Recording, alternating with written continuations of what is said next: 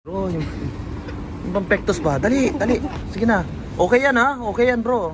Sobrang lamig na dito sa Abu Dhabi. Yesterday grabe ang ulan. So, hindi rin ako nakapag-workout kahapon.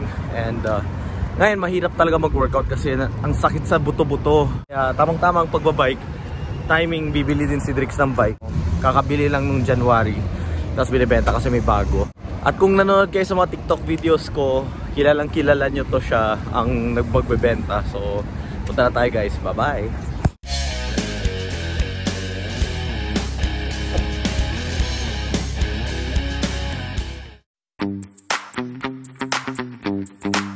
Excited na yan!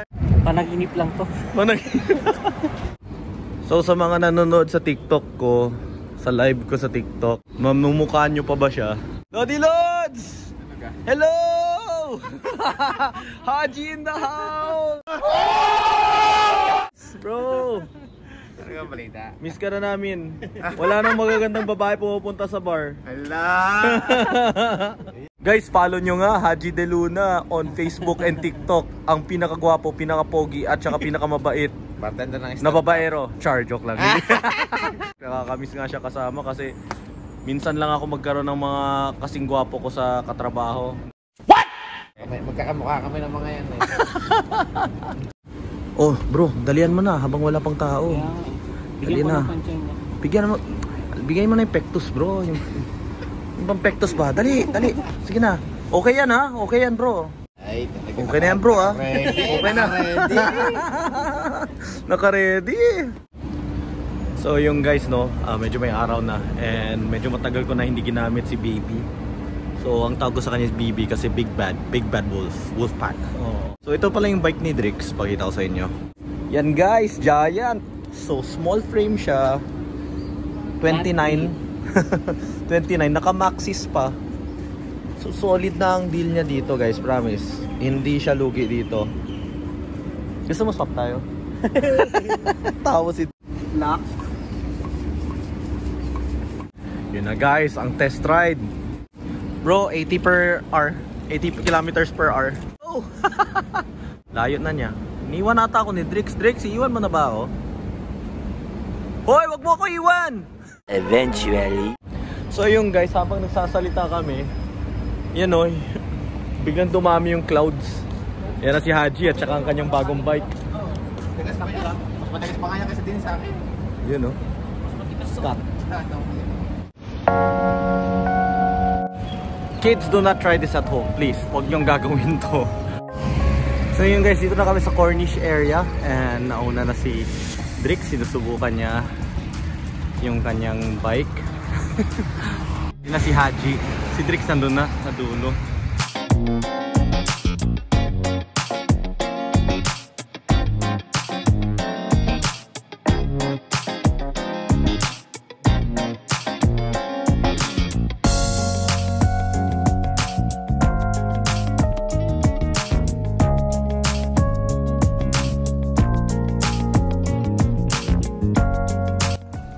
So yun guys, mga lodi, mga biker.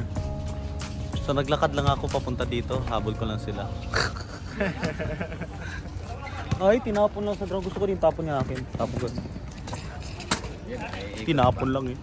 Pinagtatawan nila bike ko. Okay lang yan baby. So guys, magti-TikTok sana kami dito kaso pull up! Pew! Pew! Namiss namin yun. Namiss namin yung pew sa stand-up. Follow nyo si Haji De Luna. Facebook pati ano. Kung gusto nyo yan pa-notice na matindi, sa kanya kayo magpa-notice. So, Drix, binibenta daw ni Haji yan. Yan na lang daw kunin mo. Biglang napaisip. Ang ganda ng ngiti eh. Biglang ganda ng ngiti. Ay, enduro naman sa'yo eh. Ito, ganda.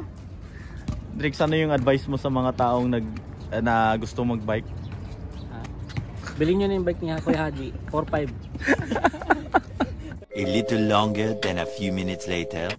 So ayun guys, nasiraan ako. Nasirang chain ng bike ko. Doon banda sa likod actually may nag-aayos ng hinuhugasan nila ang ground. Bumaba ako, taglakad ako. Nung sumakay ako ulit, biglang nasira yung chain. So thank God pa rin, iniingatan pa rin tayo, no. Buti na lang bumaba ako doon, kung hindi kanina pa I was at a speed kasi hinahabol ko si Haji at saka ni Cedric. So baka napaano ako, pero thank God okay naman. Ayun. So chain lang naman, medyo matagal ko kasi hindi nagamit. Ayun. Bumalik sila, nagtaka siguro sila. Wala na ako sa likod. So ayun guys, binalikan nila ako, akala ko iniwan ako. Buti pala sila, di ako iniwan. Sana all. Yan, inihila na lang ni Haji kasi ayun, naputulan ako, dagdag gasto. Eventually. So yung guys, kasama ko si Lodi Haji at saka si Drix. Of course, pinag-uusapan namin kayo. Kayong mga babae na issue. Oo, kayong mga babae na mahilig manloko sa amin mga lalaki. Bakit kayo ganun? Magbago na kayo, 2023 na. Dapat kami yung ganun eh. Oo, dapat kami yung manloloko kasi ang popogi namin. Tingnan mo kami ni Haji, pag pag tinitingnan ko siya, parang nakatingin ako sa mirror. Sobrang kamukha kami, kaya nga masaya ako na wala na siya sa stand-up kasi di na ako, akala ko mirror lagi siya palang kausap ko. Nais kayo mga ganun, banat ko eh. Kaso wala na eh. He's in a better place, Char. In a better place. Ayun, anyway guys, that's it for today's vlog. Sana mag-follow kayo. Tsaka tulungan nyo ako sa watch hours ko dito sa Facebook para naman buhay OFW eh. Mas ilatag ko yung mga paghihirap natin. Yung mga oras na itago nyo yung mga kinain natin. Baka isipin nila marami tayong pera. See you guys, bye bye, God bless.